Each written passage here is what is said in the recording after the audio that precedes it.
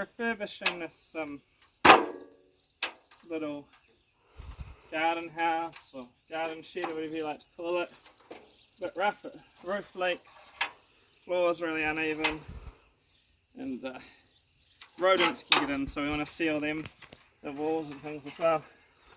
Now, started the holidays with lots of projects, but it's not my style to finish existing projects. I kind of like to start brand new ones. So here's an unstarted project that I will now proceed to turn into an absolute disaster by removing the roof. We're doing it now because it's not going to rain for a few days, and we've got a little window before we go on holiday to get the roof off and back on again.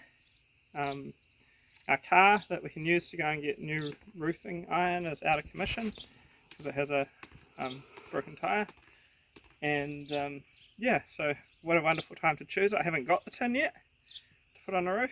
I was trying to work out the wood framing for the roof the other day, but it was too much effort, so I'm just going to do it anyway and see what happens. Yeah, that's where we're at, people. Watch, stand back and prepare to be impressed.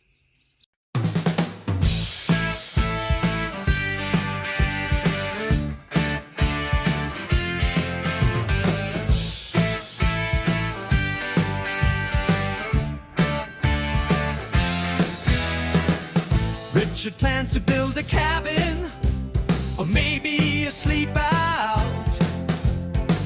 Like and subscribe to our channel to see what it's all about. We call it the Hobbit House because it isn't very tall, and right now it's chilly, no insulation on the walls.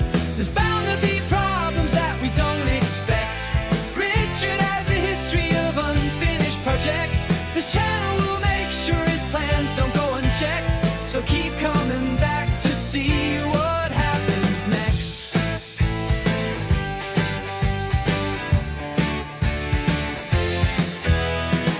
We were too lazy for chickens, so we repurposed the hen house.